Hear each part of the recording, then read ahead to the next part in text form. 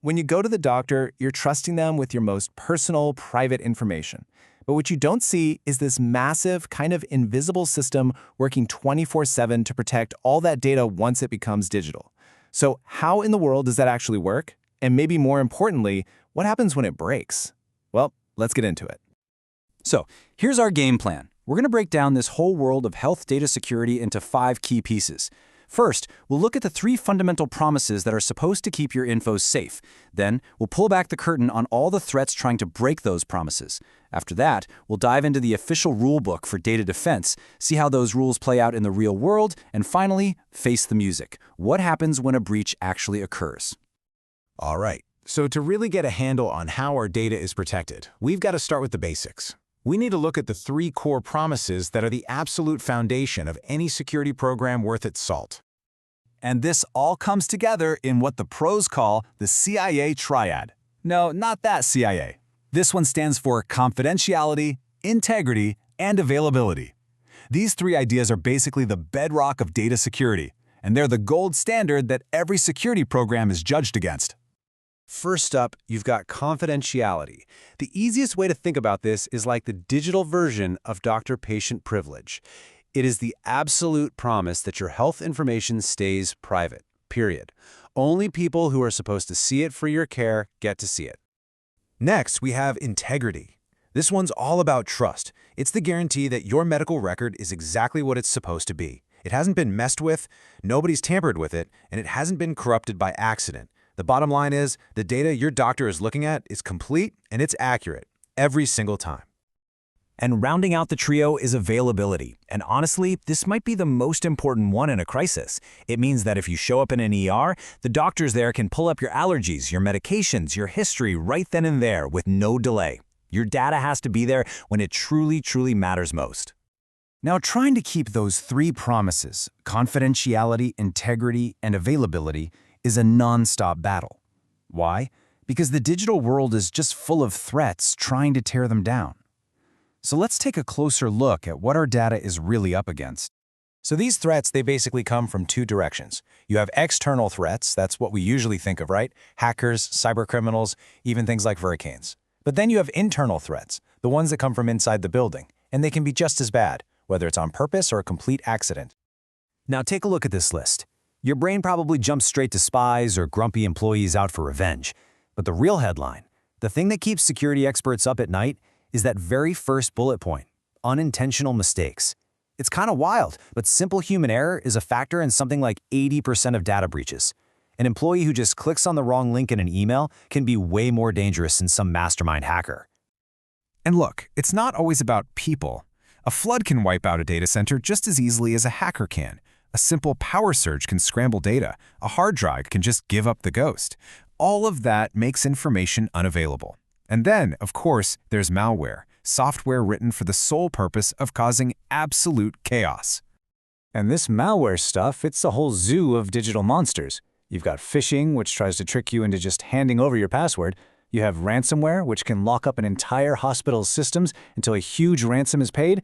Worms are nasty because they spread all by themselves, and Trojan horses are sneaky. They look like a useful program, but they've got malicious code hiding inside. These are the weapons of choice in today's digital battles. Okay, so with all these threats flying around, you gotta have a plan, right? Well, in the US, that plan has a name, the HIPAA Security Rule. You can think of it as the official government-mandated playbook for how healthcare organizations must defend your data. The strategy behind the security rule is all about having layers of defense. And I love how this slide puts it. The rulebook, the fortress, and the digital locks. Administrative safeguards, that's the rulebook, the policies, the employee training. Physical safeguards, that's the fortress, with locked doors and security for the actual servers. And technical safeguards, those are the digital locks, stuff like firewalls, antivirus, and encryption. So having a plan on paper is one thing.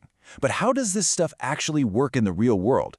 Let's peel back the layers and see how these defenses are really put into action.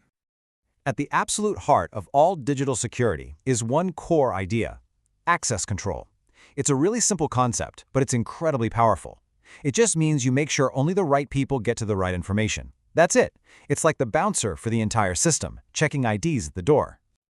And that bouncer is super strict. It follows a 3-step process every time. First, identification. You say who you are, usually with a username. Second, authentication. You have to prove you are who you say you are with something like a password or a fingerprint. And third, authorization. Once the system knows who you are, it decides what you're actually allowed to do. For example, a nurse is authorized to see your chart, but probably not authorized to go in and change the hospital's billing records. Now here's a really smart detail about how HIPAA works. Some of its rules are required, meaning you have to do them, no exceptions. But a lot of them are addressable. Now listen close, because addressable does not mean optional. It means the organization has to look at the rule and either do it exactly as written, or if it doesn't make sense for them, they have to formally document why and then put in place an alternate defense that's just as good. It's a genius way to make the rules work for a huge hospital and a tiny doctor's office.